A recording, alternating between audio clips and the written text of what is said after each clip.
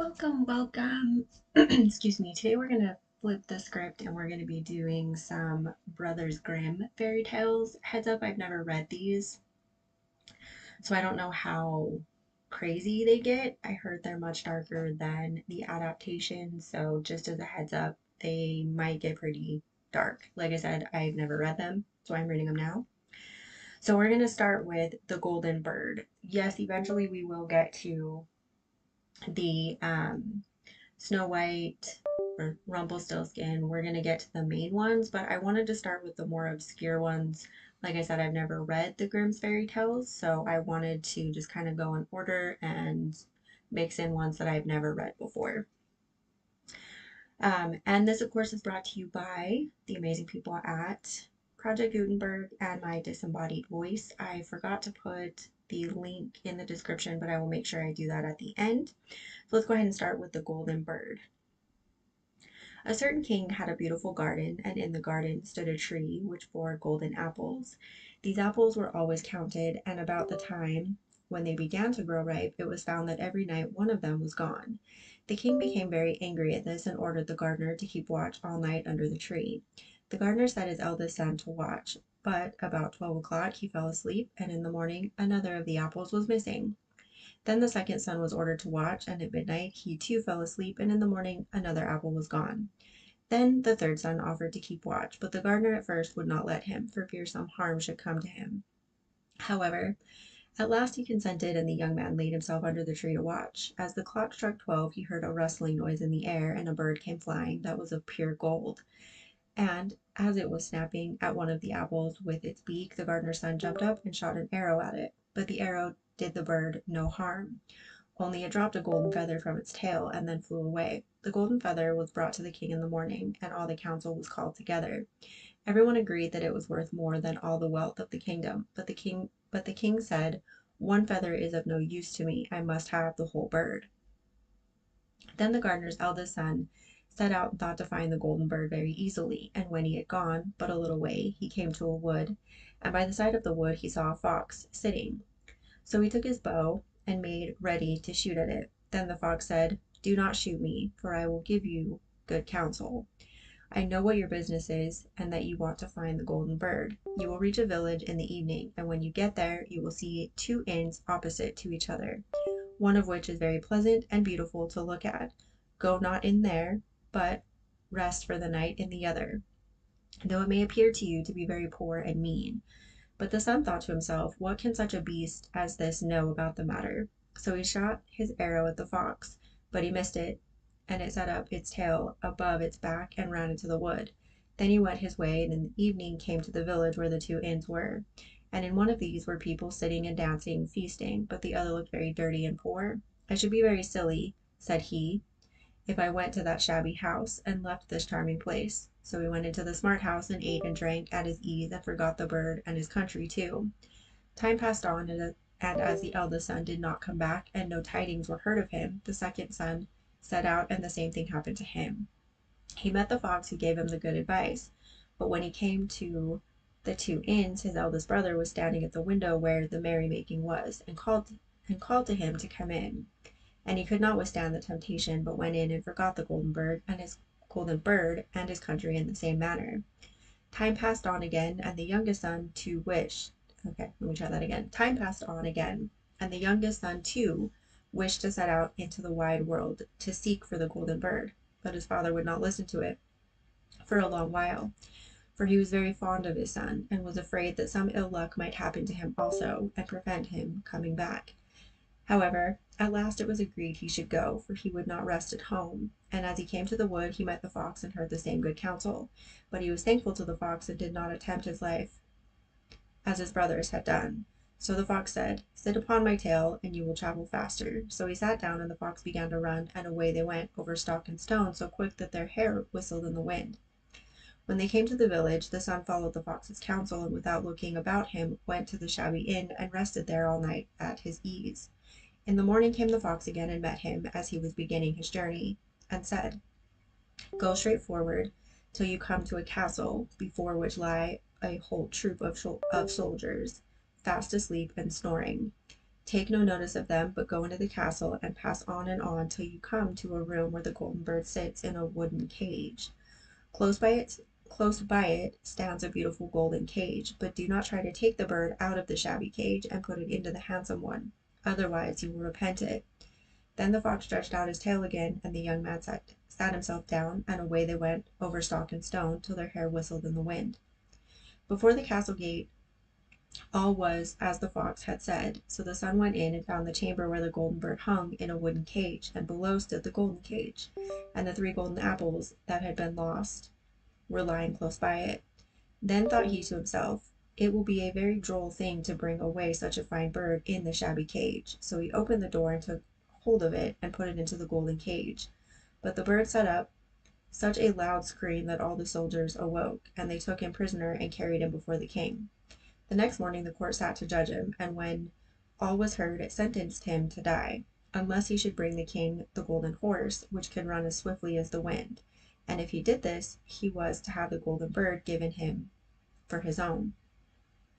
So he set out once more on his journey, sighing and in great despair, when on a sudden his friend the fox met him and said, "You see now what has happened on account of your not listening to my counsel. I will still, however, tell you how to find the golden horse. If you will do as I bid you, you must go straight on till you come to the castle where the horse stands in his stall. By his side will lie the groom fast asleep and snoring. Take away the horse quietly, but be sure to put the old leathern saddle upon him, and not the golden one that is close by it." Then the son sat down on the fox's tail, and away they went over stock and stone, till their hair whistled in the wind. All went right, and the groom lay snoring with his hand upon the golden saddle. But when the son looked at the horse, he thought it a great pity to put the leathern saddle upon it. "I will give him the good one," he said. "I am sure he deserves it." As he took up the golden saddle, the groom awoke and cried out so loud that all the guards ran in and took him prisoner. And in the morning he was again brought before the court to be judged, and was sentenced to die. But it was agreed that, if he could bring thither the beautiful princess, he should live and have the bird and the horse given him for his own. Then he went his way very sorrowful. But the old fox came and said, "Why did you not listen to me? If you had, you would have carried away both the bird and the horse. Yet will I once more give you counsel.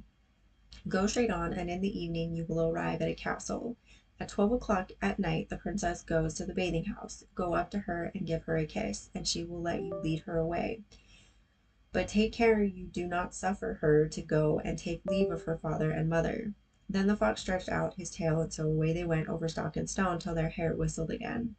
As they came to the castle, all was as the fox had said, and at 12 o'clock the young man met the princess going to the bath and gave her the kiss.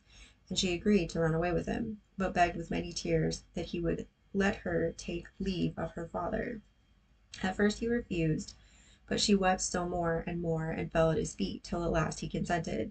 But the moment she came to her father's house, the guards awoke, and he was taken prisoner again.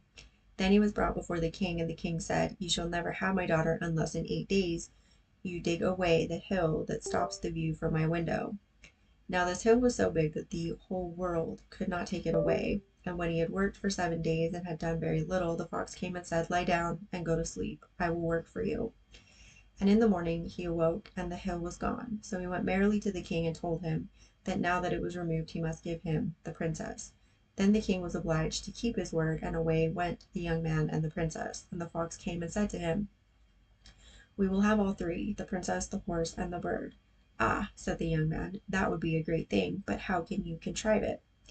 "If you will only listen," said the fox, "it can be done. When you come to the king and he asks for the beautiful princess, you must say, 'Here she is.' Then he will be very joyous, and you will mount the golden horse that they are to give you, and put out your hand to take leave of them. But shake hands with the princess at last, then lift her quickly onto the horse behind you, clap your spurs to his side, and gallop away as fast as you can."